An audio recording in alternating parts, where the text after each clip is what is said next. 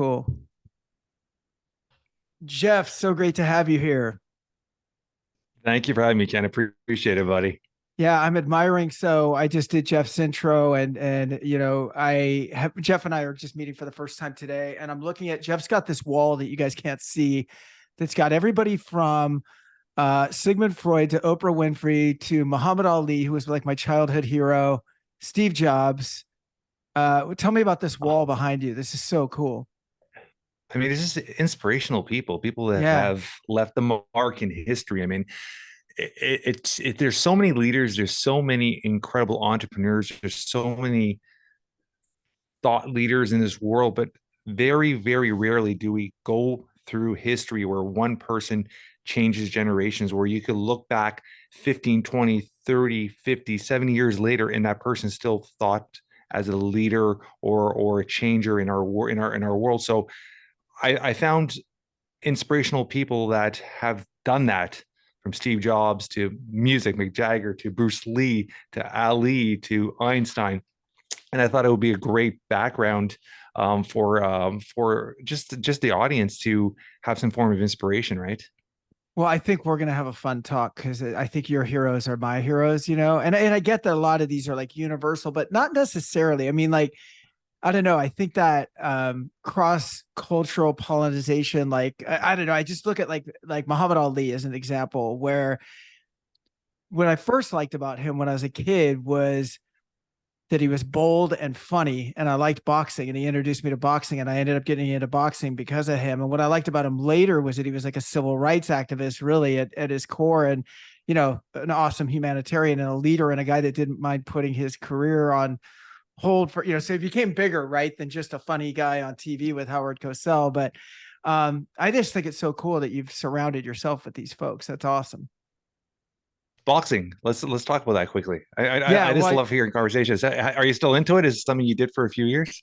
no, I and I know you have a martial arts background, which I'd love to hear more about. But I had a friend that was into boxing when I was a kid, like got me going to the YMCA clubs, and this is when I was 8 or 9 years old, and Yeah. uh had a passion for it. I mean, I got pretty good. My friend was really good, Filipino guy named Rudy McGott, and he was really, really good, and ended up doing golden gloves and all of that. I ended up putting it on the shelf. I did it for a couple of years, and then I re discovered it in the army, and I ended up boxing for a while in the army, at middleweight by that time, or light middleweight, like 156 pounds. And so I did that for a little while, and yeah, but now that's been, that's like the guy who's was the football athlete in high school who's still talking about glory. It was a long time ago, right? Like I don't even think I could hold my arms up for 5 rounds nowadays. So tell me about your background. And I know, what attracted me to you and who you are, even though we've never met, was hearing you on other podcasts, hearing you on your own podcast, and that I feel like you live your life super intentionally and with Yeah. a purpose and presence and understanding what's important to you. And can you just maybe describe for me, like, where did all of this come from? I mean, was it trial and error, or did you have a North Star from the beginning that always said that, like, put family first? Like, can you tell me kind of about your background and how you got to where you are now, and maybe some of the steps along the way, and we can have some conversation around that. Yeah, I mean, I think a lot of the things we do and encounter in our lives are a lot of it's trial and error, and then um, certain moments in life just change certain paths, right? I mean, I could go back and look at just my father, which just recently passed away. Not recently, but it's been our 2 year anniversary that he passed away, and he wasn't that present father because he was a factory worker working 2 weeks day, 2 weeks night, Ford Motors. So 2 weeks a month, I wouldn't see my dad. But when he was there, he was present. He was very active in our lives, and he made those moments very special. The time we did have together, for example, he would block all his holidays and block them into a 3 to 4 week period every summer, get in the car, pack the car, drive from Toronto, Canada to Cape Cod, and we spend our summer, a couple of weeks every single summer for 12, 13 years in Cape Cod. Those memories are so locked in my mind. And seeing that and understanding that he had to sacrifice and work his rear off to give that opportunity for us to have that time together, those are all things you subconsciously start learning. There's Mhm. indirect mentoring from a parent. So I think a lot of it I learned from my dad, and as I started my own family, and at the beginning it was all about hustle. It was all about being an entrepreneur. I've been an entrepreneur for 27 years, so it was always about trying to make as much money as you can, trying to work as hard as you can, trying to accomplish as much as you can. And then we had an aha moment when our son was born in 2008. We almost lost him at birth, and we spent close to 4 months at Sick Kids Hospital with him. And through that whole process, it was an eye opener where you realize and you start prioritizing what is really important in life. Nothing else matters when things like that happen. And I think we all go through moments in our lives where it's that aha moment. It was like, what really matters? Mhm. And as life gets busy, we seem to slip away from that slowly.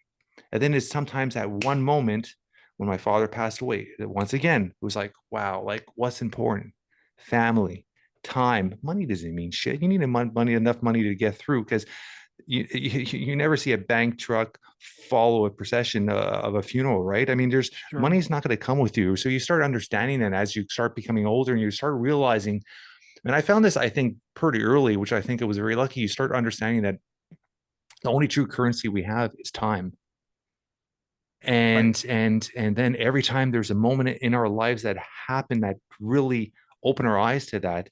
And I'm not sure if you're aware of my current story. This past November, I'm at 45 years old. I got diagnosed with cancer. And it was another aha moment where 5 years old, and I'm healthy. I don't smoke. I Hey, don't hey, drink. I Jeff. work out. Yeah. I'm sorry. I'm going to pause you. You went blank there just for a second, and this is an important part. So could you just start again with Yeah. Give me 1 second. Give me one okay, second. Let me put you on hold. sure. Lúcia, tens para teu Wi-Fi. Podes usar o computador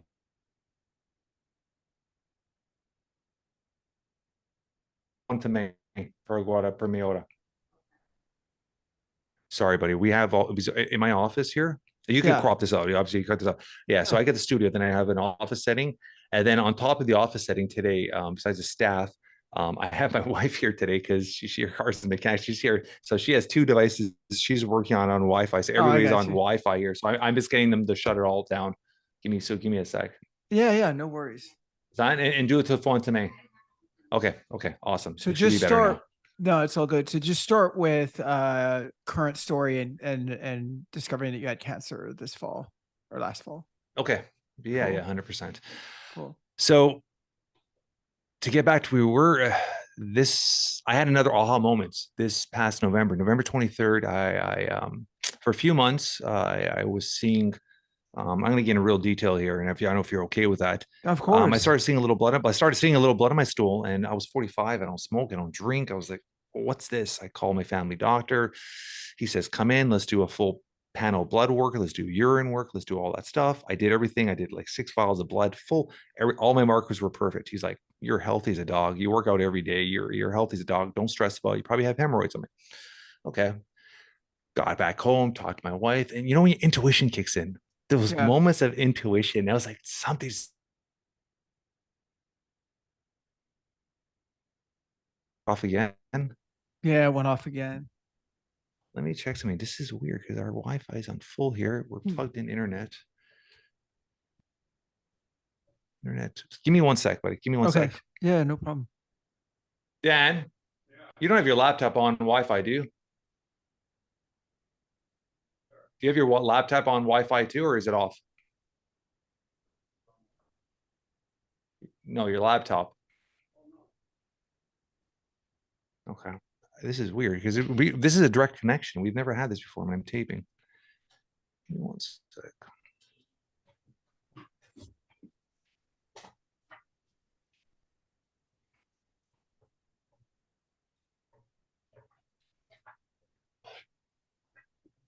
I apologize, Ken. I mean, we record so Oh, it's many okay. podcasts here, and we never had this happen. Don't sweat it. I get it. Your Completely. signal on your side is strong still too. Yeah, I just double checked it, and yeah, it's like 200 Yeah, and we have something meg steady. download. Yeah, yeah. Okay, let's try this one more time. Okay, no You got problem. this? Yep. Yeah. So, like I was saying, in this past November, I had another aha moment in my life. November 23rd, a couple weeks prior, months prior, I was seeing blood in my stool, and I called my doctor, said, "What's going on?" He said, "Let's come in, let's do a full panel blood work, let's do urine." I did a full panel, 6 vials, everything. We checked everything. All the markers were perfect. He's like, "Jeff, you're healthy as a dog. You don't smoke, you don't drink, you work out. You probably have hemorrhoids." That's what he said to me. And I was like, something's just not right. I got home, talked to my wife, had this intuition, and just something wasn't right. So I call him back and say, "Listen, I know I'm 45. I still want to do a colonoscopy." So he sent me out to do a colonoscopy. And in Canada, they try to put the marker at 50 years old. And I learned later on that reality, 35 years old. Oh my gosh. I Yeah, it happened started it. again. Sorry, dude. We got I think we keep talking. This is crazy. It's doing this. um would it be better because I also in my background I've got a ton of noise anyway that I don't know if you're hearing or not, but hopefully not. No, I'm But not. No, no. good. Would it be better if we just set it? I'm okay with setting up for another time, totally, because I don't want you to be Yeah, yeah. frustrated This is because it's weird. No, it's not being frustrating. If I keep talking, it cuts off for a slight sec. You want me to just keep talking right through?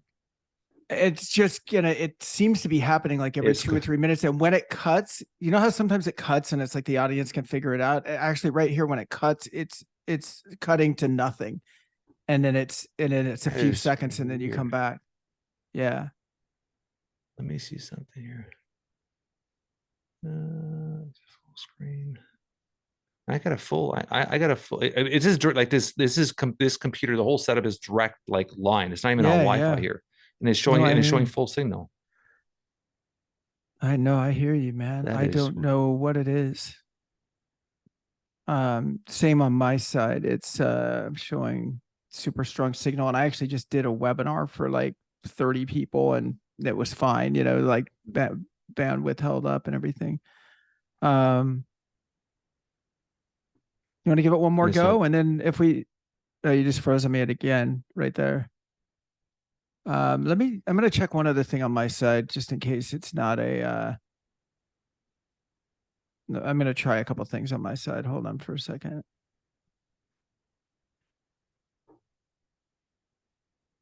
I don't want to assume it's not my side. If you're getting clear signals on yours, Yeah, I'm I'm going looking at it. Because it's directly plugged in, right? It's not. yeah. And I think sometimes what can happen, I know I had one program a couple of months ago that was conflicting with Zoom. Um, Let me see. so it I have wasn't nothing plugged actually in. a Wi-Fi issue. It was a software compatibility issue. And so I'm just going to make sure every program is closed. It's still recording. It hasn't done it for a bit now, has it? It did it while we were making our adjustments It here did. just for a second, Yeah. but I've got everything closed now on my side. Um, Yeah, I closed all the windows on this as well cool. too. Yeah, it could be on one of our side, just a software interference issue. Like I said, I had that with Zoom a couple of months ago with like a email provider or something. Unless I'm So going to be around, unless you want, I'm going to be around Friday morning. Are you available Friday morning? And I'm that way, doing I mean, Friday morning early, there's no one will be in the office here. I'm doing 3 shows that day. So if we can, let's Oh just see if wow. this works. Yeah. If we get Yeah. backed up again, then let's just reschedule. But if we don't, like, Okay. it might just be 100%. software. All 100%. right, cool. Let's start again with, even though you're probably getting sick of saying it. Let's start again No, with no, November. don't. Listen, I've done enough. I've been a guest on about 160 shows, and Wow. I've recorded about 220 podcasts. So there's glitches happen, buddy. Of I course. had one of the biggest guests on our show, and we did a 2 hour and 47-minute recording, and then I realized I didn't hit the record button at the end of it. I just had a So guy. I've It's only it's happened to stuff me happened, once, man. but I had a really good guest about 2 weeks ago. Great conversation. I did hit record. I've always been afraid that one day I won't do it, right? But I did hit record. My computer had an issue and I ended up just like restoring it from factory settings, and I had never pulled the recording off my computer. So I haven't had the heart to tell the guy yet. So, but we'll get him rescheduled. But anyway, let's start back with November. Okay, we're gonna give this Yeah. one more go. Okay. So this past November, November 2022, November 23rd to be exact, I had another aha moment. Yeah, it was a real aha moment. I was 45 years old, don't smoke, don't drink, work out 5 times a week, ultra healthy, which I thought it was ultra healthy. Now that I could look at my terrain, I realized certain things and certain markers in my past that I probably could have changed. But a couple months prior to that, I was seeing blood in my stool. And I called my family physician up, said, "Hey, doc, this is what I'm seeing very sporadically." He says, "Come in, let's do some tests." We did a full blood work, full panel blood work, urines, everything. All the markers came back perfect. He's like, "Jeff, you're too healthy. You're 45. You got hemorrhoids. Don't stress about it." I'm like, "Are you sure?" Got home. I was like, my energy's good. I'm sleeping good. I feel great. I just had this intuition, Ken. It's just something inside me was like, this is not right. Call me back, find the family physician back to connect a couple days later. And I said, listen, I want to do a colonoscopy. I just wanted for my own gut feeling. And called him up and he says, "Oh, okay, let's do it." He tried to book it.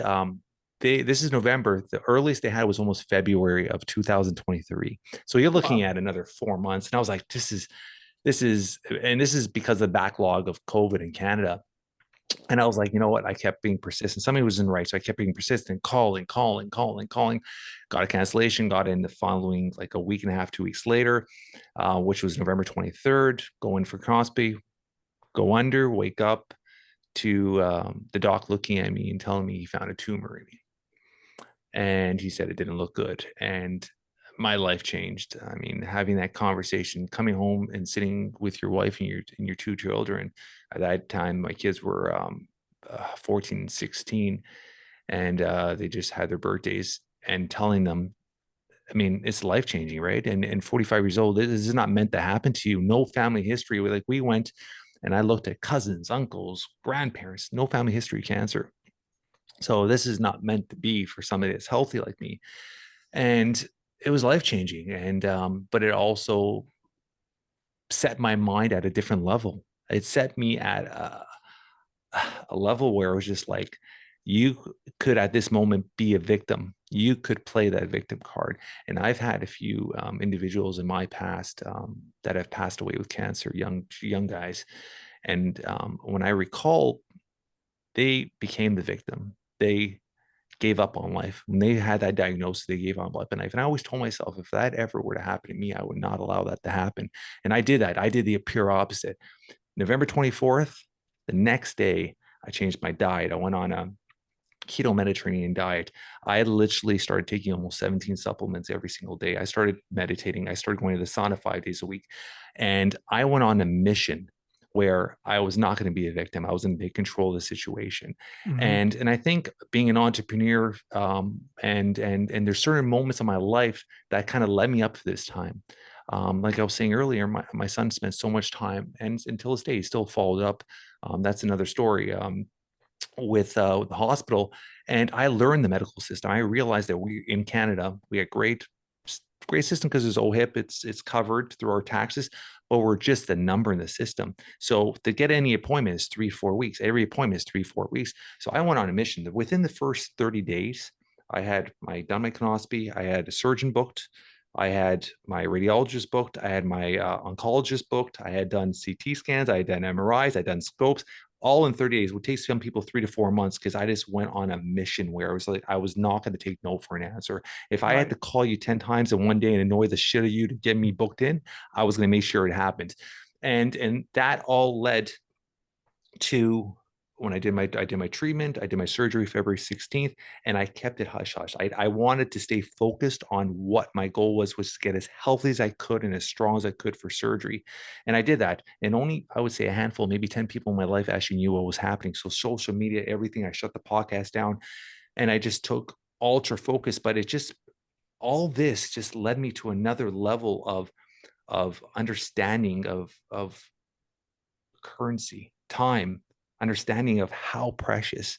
Hmm. And now I'm living my life in a mindset where it's like, if I have 5 years left, if I have 10 years left, I'm still aiming to live a full 80, 90 years. That's my goal. And I'm doing everything in my power to get there.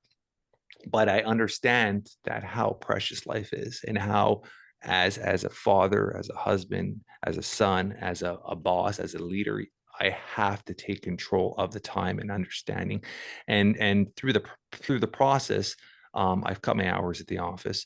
I've understanding of spending more time. Even I was already a very active father. I'm at another level right now with my kids. I mean, my kids are in high school. I still drive them to school every single day, and I try to pick them up as much as I can. So it's understanding the value of the currency of time, but at the same time too, understanding of how, um, we don't know how long we're going to be on this world, Right. and understanding that the time that we are here, we got to live it to the fullest, and we have to live it to the max, and leave a mark where we are going to be remembered when we are gone by our loved ones, and we're going to be appreciated for everything we've done, not have regrets, and live without regrets. So that's where I am right That's now. It's huge. I mean, thank you. Thank you for sharing that. I got a lot of questions around it. So when you got, other than the blood in the stool, were you having other like side effects or medical implications or physical implications, or nothing, you felt nothing. fine?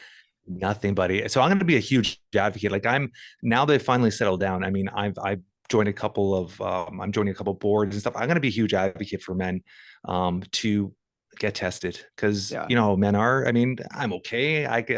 And when it is too late, I was lucky enough that I pushed for it, and I found, I was an early stage too, so we found it very early, and we were able to, with I didn't do the chemo route, and we could talk about that. I decided to go the metabolic approach to health, and I'm taking control of my body, and so far, knock on wood, I'm at an incredibly healthy level right now. I'm probably at 46. I'm probably the best shape of my life. I'm 46 with abs, where I haven't had that in 25 years, and that has to do with your diet, and has to do with how you take care of yourself.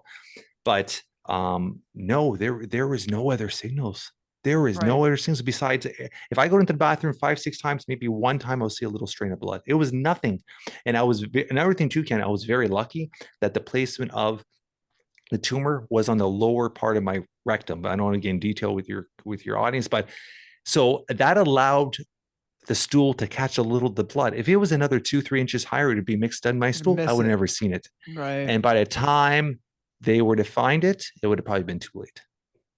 So you had So the surgery in February. What was the result of that? And like, yeah, so February 16th, that was everything I was aiming for, was a surgery, and just shows how taking care of yourself, your health. When I went into the surgery, I was told I was going to come out with a colonoscopy bag. I was gonna, which I was so regretting. I did not want to carry a bag around. It was be temporary for 6 months to a year, but I didn't want a bag. And I went into the surgery thinking I'm going to do everything I possibly can. And it was so funny because I told the surgeon about a month prior. I said, I don't want a bag. And he's like, you're probably going to have one. Like, and I said, listen, whatever you could do. I remember saying this to him and joking with him, saying, I will buy you the nicest Christmas present ever if you don't give me a bag. And he actually, my family musician, called me back laughing a couple of days later. He's like, there's notes on the system saying you're trying to bribe him not to get you, not to get the gospel bag. And so I went to the surgery, and remember the day of the surgery, it was two surgeons, massive surgery, 5 incisions, two surgeons, 4.5 hour surgery, 9 people in the surgery room. And when I went in there, I looked at him. I said, listen, do what you got to do. I mean, all jokes aside, I want to be as healthy as I can. I want to be as strong as I can. I'm looking at the long haul. Do what you got to do. So they marked it for the bag.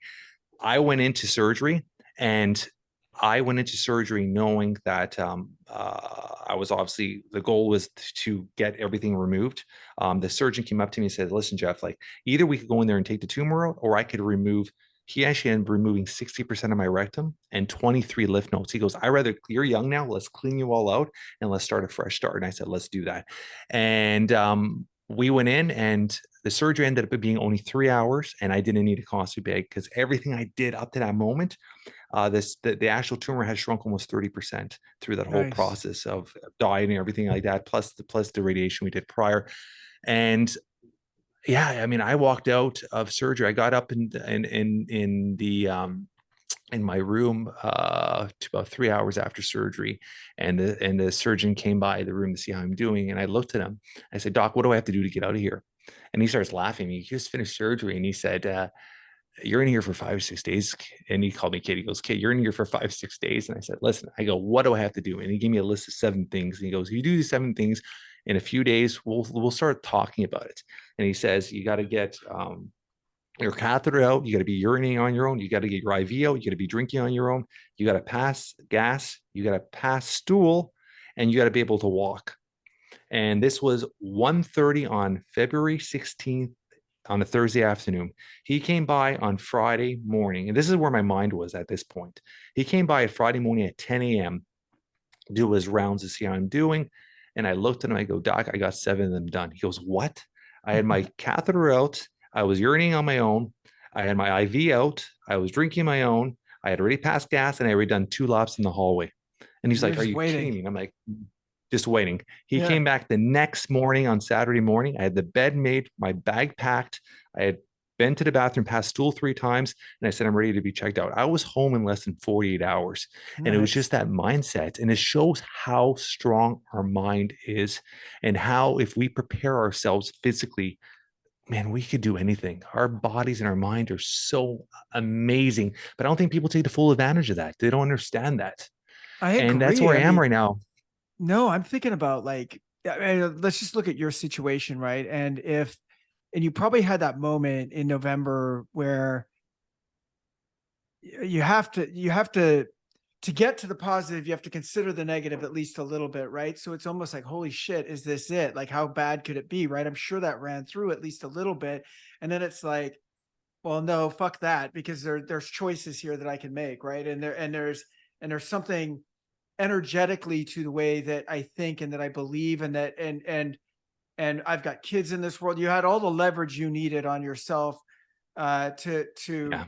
pick a path, but the other path could have just as easily been chosen. In fact, it is by so many people, right? We're waiting on something external to tell us how to feel. And it's like a cancer diagnosis for a lot of people. Maybe they see that as a death sentence. Maybe it's like, well, I guess this is Yeah. it.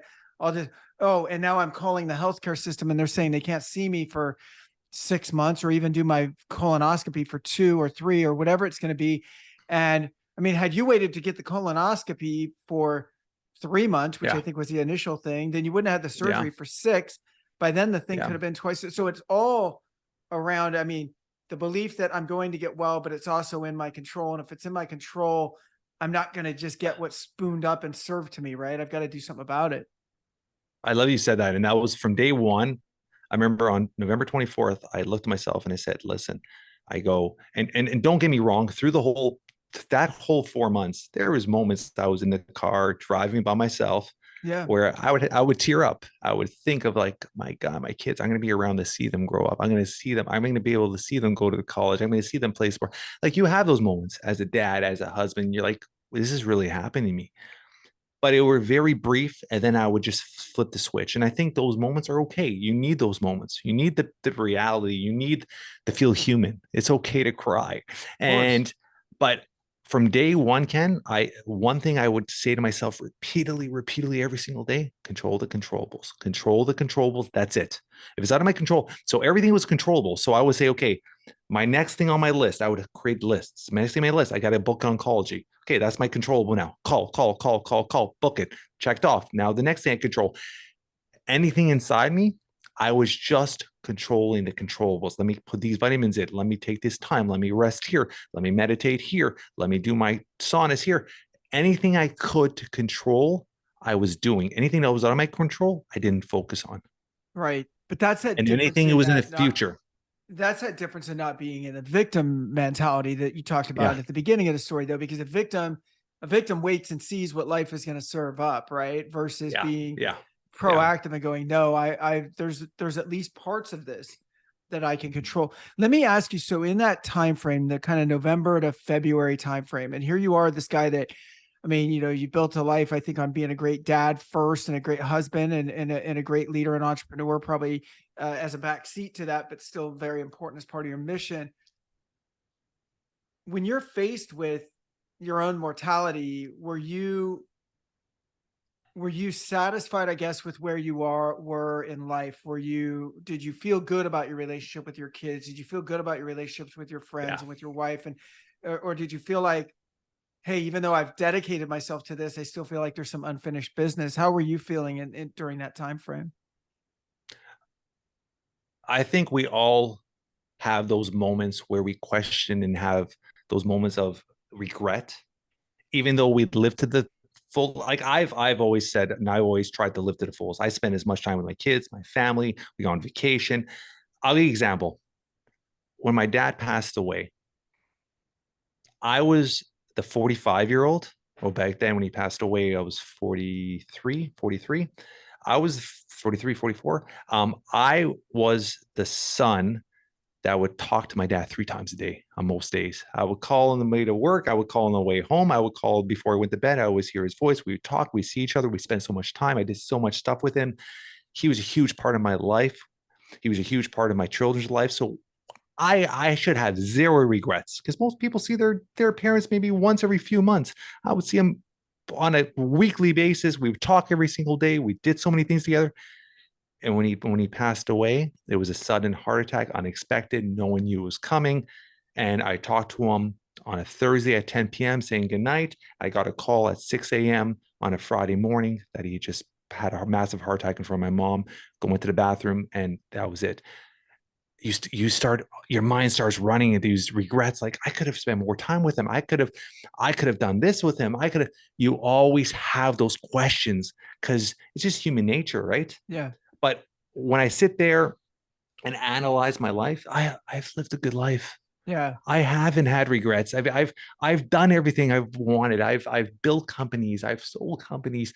I've gone on vacation. I've told my kids thousands of times how much I love them. I told my wife, like I don't have those regrets. Right. So to answer your question, no, yeah, I think I've lived life to the max, but I'm sure there's always something more you want to do, something more you want to see, something more you want to create a new adventure. So there are moments where you say, God, I still want to do this or still want to do this.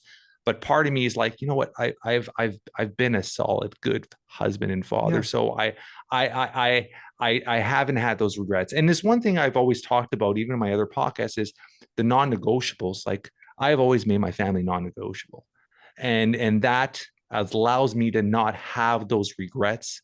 But there's always more you still want to do, right? Yeah. I love that. The reason I asked the question is the strength that you had in that moment. And this is just my opinion.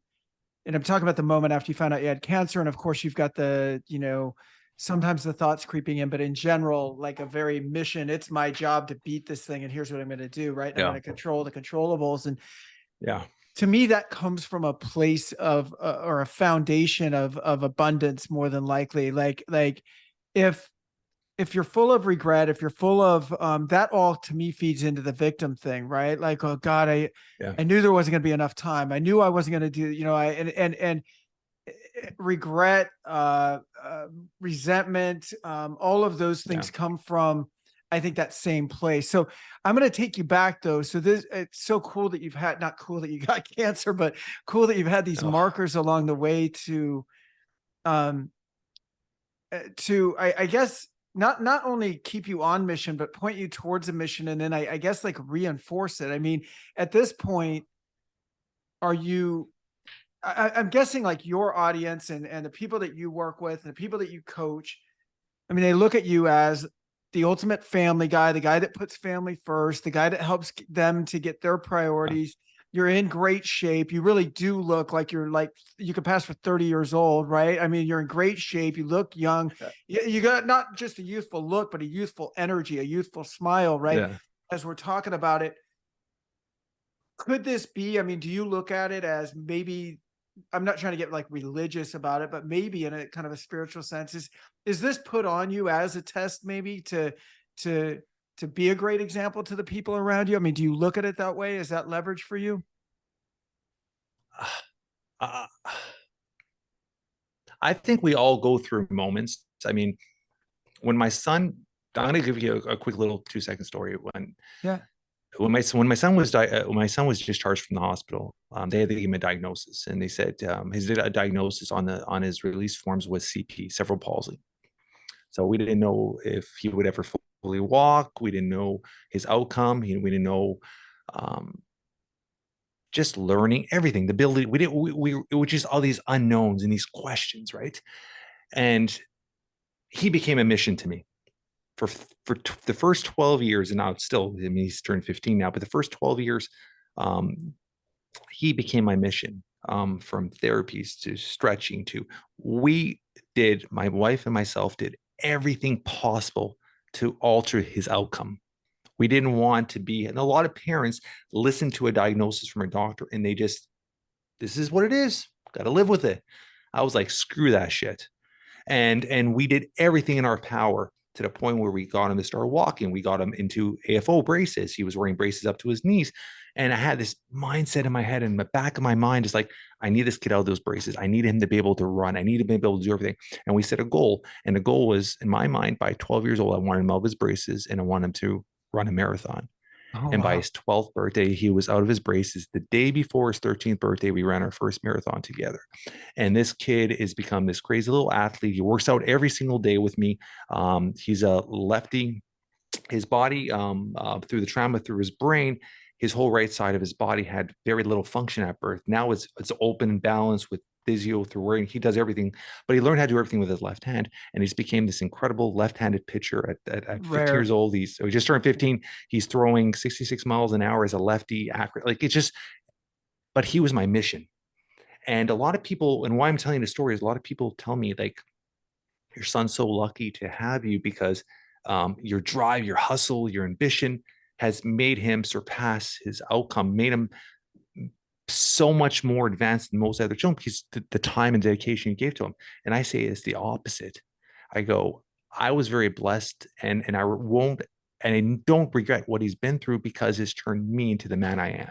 It Yeah. forced me to learn how to drive, learn me how to push it. It learned me to understand not to live with regrets, to live every moment. And so I look at him and I'm like, you changed me. I didn't change you. So these moments now with the cancer is another moment just like that, where it's like, as soon as it happened to me and I started fighting it, my mind wasn't like, wow, Jeff, you're going through this. I was already jotting down, how am I going to help millions of other men in this world not go through what I went through? Right. So I looked at it as opportunities to put you in a situation to better other and help others. So I'm a religious person? Absolutely. I wouldn't class myself as a religious person. I do believe in karma. I do believe in if you treat people well, it's going to come back in tenfold. Like I believe in certain things, but I do have the understanding that everything happens for a reason. Right. You can't be a victim, and you have to take those moments to learn, to grow from them, and figure out a way how to take that moment and flip it upside down and tear it into a positive. And that's what I try to Yeah. do with everything in my life, right? Well, I think there's also, I love that. And I think there's this point in your journey, especially with the cancer part of it, where if it can, first of all, if you just have this desire to live, which you did for yourself, Yeah. for your kids and everybody else, then that's some leverage, right? And I mean, I think it can kind of start with negative leverage, like I don't want to die, right? So Yeah. the initial motivation might be like, I don't want to die. That to me is some pretty good initial motivation, right? Yeah. It's a big one. But you're not going to live your life like that. You're not going to live your whole life going, well, the reason I'm doing this is so I don't die. It's no, I'm going to do this initially so that I don't die. But then is there this gift in it where maybe I can help someone else going through the same thing, or maybe I can help a Yeah. lot of people that are going through the same thing? Because again, if on paper, there's no reason this should have happened to you. You're young, Yeah. you're in shape, you eat right, you work out, like you have all this stuff. But for someone to see that happen and then see you pull out is an amazing thing. I want to go back quickly just to your timeline because so in your 20s, you're hustling like crazy. I think that's normal. I did the same thing. So was it your son? And that sounds like you were probably mid 30s and it was your son. And is that when you really shifted gears and started Yeah. into the kind of work that you do now? Yeah. It was an eye opener, right? I mean, when my son was born, my daughter was just under 2 years old.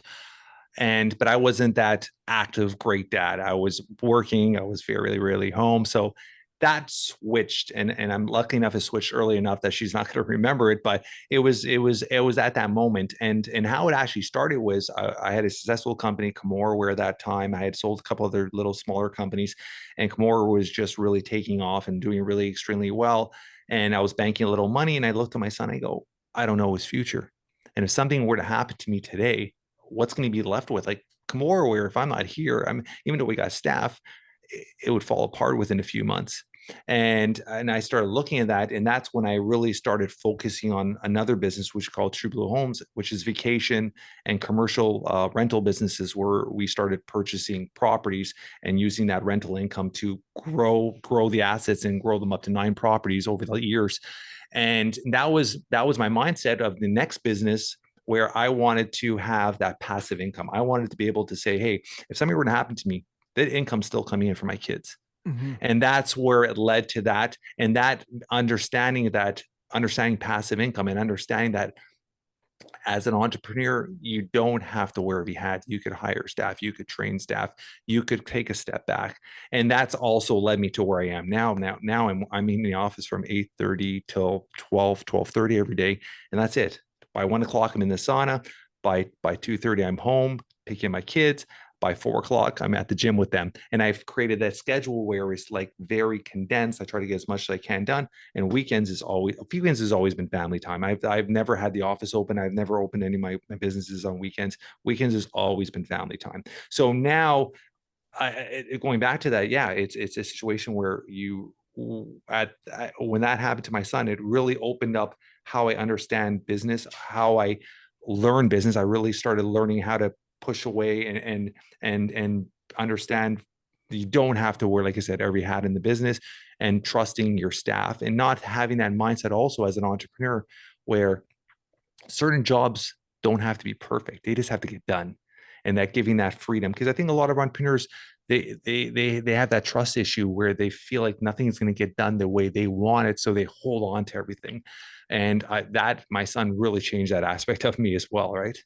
Yeah, I mean, forced you into delegation because Uh, it sounds like what happened in that moment is that most entrepreneurs, whether we like to admit it or not, I think our mission is our business a lot of times. And then we try to be good family people around yeah, that, a good father, a yeah, good husband, a good friend.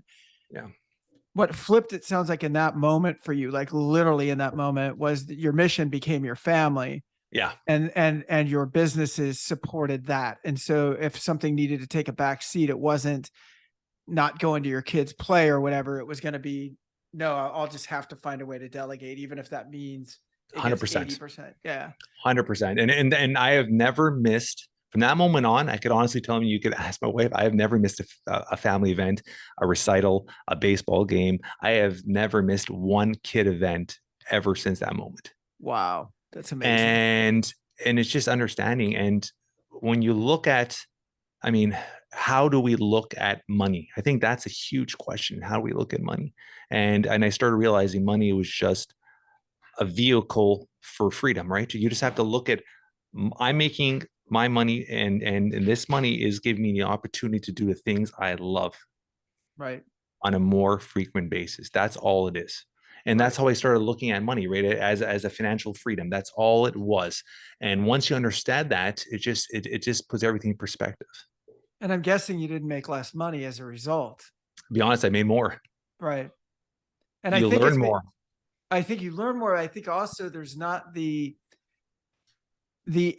energy of it becomes a flow instead of a fight, right? I Yeah. mean, instead of just like I'm trying to grind it out, I got to earn more, I got to make more, I got Yeah. to do more, and it Yeah. becomes like, no, what I need to do is be a good father, do this other stuff in conjunction with that, and let them kind of flow together. And I think there is an energy behind it. And I've been on the wrong side and the right side of that energy, I think, before. So tell me about what's going on with you these days. So where it sounds like you said the tumor is reduced significantly. What's the outlook No, for we you we in got that we got we business? got everything removed. Oh, wait, oh, because Knock on wood. when they cleaned you out, they They cleaned you out. they Okay. cleaned me out, buddy. I mean, they cleaned me Okay. out. It was a big Okay. surgery. They removed, like I said, 60% of their, instead of just going out and taking the tumor, they removed the whole pretty much. They left only the 4 inches, the bottom part of the rectum. They moved the whole rectum. They reattached the colon. So I'm clean. They removed 23 lymph nodes. And I've done my 3 month scan and blood work, and knock on wood, everything was clean. And now it's just 6 months for the first 2 years. And like anything with cancer, I mean, it's you're I'm doing anything that could give me, Ken, a 0.1% chance. I'm doing it right now, and Right. I'm going to do it the rest of my life, because this is my mindset. I don't just, a lot of people that get diagnosed with cancer, they're doctors, and I was told this by oncology. I was told this by my family physician: keep eating what you're doing, keep doing. The medical system, and this is obviously not into the leadership podcast talk of it, but Oh, it's all good. the medical system can works on their science, and they work hand in hand with the pharmaceutical companies. So you tell them, and you're diagnosed with something, and they say, okay, on paper, this med is what you need. They don't sit down and let's look at your terrain. Let's look at what caused this. Let's look at what you're eating. They didn't look at the history. I had to do my own research. I had to look at my terrain. I had to look at what I did in the past that could have led up to this moment. And I did do that, and I found it. So when I sit there and think of the medical system, most people that are diagnosed with cancer, their physicians and oncologists tells them, keep eating what you're doing, keep doing your lifestyle. I'll go to oncology, Ken, and there's 150 people in that room. And out of 150 people, you'll look around and people are eating donuts and drinking this and drinking Right. Coca-Colas. They're Right. not changing their lifestyle. Right. They're not making the changes. So they do these treatments. They're cancer free for 2 years, and then in 3 years, 2 years, they've never changed their lifestyle. It's back. So understanding of what I did wrong and changing that was a huge part of my recovery, Can you share and it's a huge what what was it though? yeah, 100%. Because you were super Yeah. healthy. So So what did you find? yeah, so I look at, there's three triggers when you're looking at colon or rectum cancer. Colorectal cancer, what mine was rectum, uh, is stress, lack of sleep, and your diet. When my father passed away, we even go back to stress with COVID, because in Canada, our restrictions, our lockdowns are so heavy. And my main business, we wholesale directly to gyms. That's 96% of our business is B2C, directly to gyms, to wholesale accounts. And all our gyms were closed. We deal with 1,800 gyms. They were all closed for a year and a half. We had no customers. And then all our rental business, vacation rental business, the government of Ontario did a lockdown to short-term accommodations. They didn't want, so both our companies, I had to reinvent myself. I had to pivot and try to just get through those year and a half, 2 years. So that was stressful. Then my father passed away. That was another stress for the first 80 days, 90 days. I was at this cemetery every single day. For 6 months, I barely slept. So I wasn't sleeping. I was high strung. I was stressed out. That was a huge trigger. Now, I've always been into health and fitness and trying new diets and trying stuff. So everybody, that big trend on social media was a carnivore diet. I mean, all these celebrities are talking about it, all this. And I went on about 9 months on a carnivore diet, which was just meat and fruit, red meat, sometimes 2, 3 times a day. And if I couldn't get healthy meat, if I was driving, I would stop at the gas station, grab 5 pepperoni sticks. If I got home and I wasn't in a rush, I slapped 6 hot dogs on the Barbie. So I was having red meat 3 to 4 times a day. It was barbecued, which is if you want to talk about trigger for colon rectum cancer, red meat, barbecue, those two together are significant. And then processed meat. I was having a lot of processed meat. So you take all this processed meat, all this red meat, add the stress, add this stuff. You look at my terrain. I looked physically healthy. No one around me could tell anything was wrong, but I was something really got one cell to say, hey, this is not right, and something just went haywire in me. So did you go This more cell could have plant-based now? I'm right now I'm on a keto Mediterranean. I'm so essentially it's a higher fat, and I'm only having red meat, 4 to 6 ounces once a week. I stick to more fish. I have me fish 3 to 4 times a week now. Having more, a lot of beans, a lot of vegetables, a lot of fruits. I'm about 80% organic now. And if it was not organic, we heavily wash to take all the pesticides. Like I've changed everything. I'm looking at every label now. I'm essentially, if you could talk about the cancer-free lifestyle, I'm living it now. Nice. 100% from the diet, from sauna 5 days a week, detoxing my body, to training, to meditate. Everything I'm doing right now is a cancer-free lifestyle. So understanding that what you put into your body, how you rest your body, how much sleep you're getting. Now I'm monitoring with my Apple phone. I'm getting my REM sleep up there. I'm getting my deep sleep. I'm making sure I'm trying to get about 8 hours of sleep every night. All these things. And that was my background, Ken. Like I went to school, to college for fitness. So I've always understood fitness. I never understood health and how it really, as much as I thought I was living a healthy life, I wasn't. Right. And now understanding that, and now, I mean, since I found out I had it, the amount of books I read on cancer and metabolic stage, and talking to experts and reaching out to all my connections, just learning, working with naturopaths, and if I even had a few on my podcast now, just reaching out, and just there's so much to intake, so much to learn, but you have to build as much knowledge as you can, because man, we only have one life. You got to live it to the fullest and understand what you're doing to your body. And I think a lot of people don't understand that. Well, and I think that I'm guessing that living this lifestyle, which you were forced to do because of your diagnosis, but I'm guessing now it's probably brought you just like a ton of energy and all. I mean, cancer aside, Oh, do you have a lot more energy now than you did pre-cancer? I mean, I've always been a pretty energetic person, but yeah, way higher. I would say Yeah. 30 to 40% higher. I'm sleeping better. I feel stronger. And like I look better with my shirt off. I feel everything about it. It's just at the right thing. It's just how you fuel yourself, man. The amount of good food, the amount of good supplements, the amount of good stuff I'm putting in my body on a regular basis, and everything's time. Another big part of me, I did play around with in the past, but now since November 23rd, um, intermittent fasting. I'm going 16 to 18 hours, 7 days a week. I fast. That's a huge part of me as well. So the fasting aspect, there's so many little things I'm doing right now. From God, even juicing. I mean, I have every single day on top of my supplements. I have 2 cloves of garlic. This is the details I go. 2 cloves of Right. garlic with a ginger, turmeric, black pepper shot every day. Like I'm doing stuff to the max right now, and I'm actually over the next couple of weeks I'm going to start dialoguing and recording a lot of the stuff I'm doing, just to give people um, help and advice Yeah. and It's like and it's and like a and and, and roadmap. my trials of, yeah, what I've done, because it's all trial and error. You're Yeah. trying different things. You're seeing what works for you, and it's a lot of it has to do with even my system. Like when they removed 60% of my rectum, um, the way I passed, everything's changed in my body. My body is re-diagnosed. So I'm learning how to go to the bathroom again. I'm learning how to eat again. I'm learning how to eat again, what times I got to eat again. So you're retraining yourself again, right? And and you're constantly learning how to better yourself physically, mentally, resting, how important rest is as well. Like these are all things that I'm really honing and learning every single day, and trying to get better every single day at it.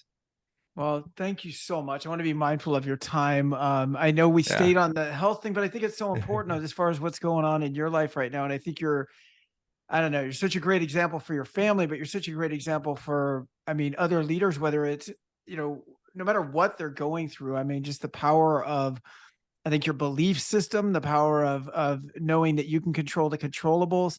I mean, you've been faced with some stuff that a lot of other people would have thrown their hands up, and you're coming out thriving, and it sounds like better than ever before. So I love thank you. that word, thriving.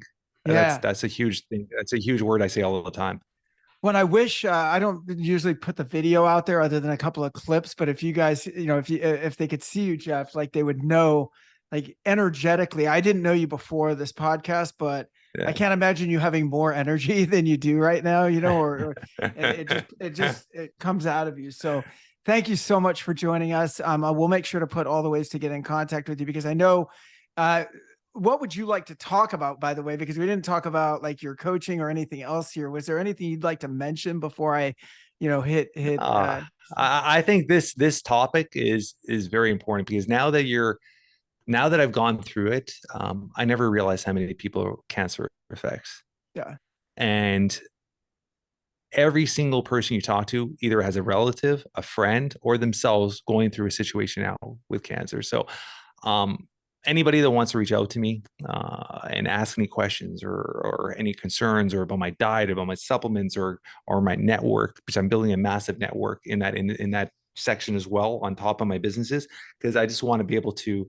I'm joining different boards. I'm going to be part of the Colorectum Alliance. I'm really going to get heavily involved in that, not to only spread the word, but to also be preventative for men. I want sure. men to go get tested. I want men to not wait and prevent stuff because life is so short. Life is so precious. So if we could do these little minor things once a year or twice a year, that's going to give us a lot longer life. We got to do them. So anybody who wants to reach out to me, that has any questions or concern, and vice versa, anything if you ever need with business or anything like that. I mean, um, with my coaching, I've God, I love working with young entrepreneurs. I took 67 young entrepreneurs over a 4 year period, never charged a penny. And some of them have built 8 figure companies with them. And I love working with young entrepreneurs. So if you're a young entrepreneur, if you're just, I ain't going to charge you. I just, whatever time you need or help, I'm all about giving and mentoring. So just reach out for me as well. And I'll be more than happy to help you out and guide you with the mistakes I've made and make sure you don't make them, but also the goods and the good things that have happened in my business journey that I can help you guys with as well. Amazing. So good to meet you, man. And I thank you for coming on the show. Thanks for everything that you're doing. And you're truly a guy that comes from contribution. I love that. And hopefully our paths will cross again really soon. Appreciate it, buddy. Thank you so much, Ken. Thank you.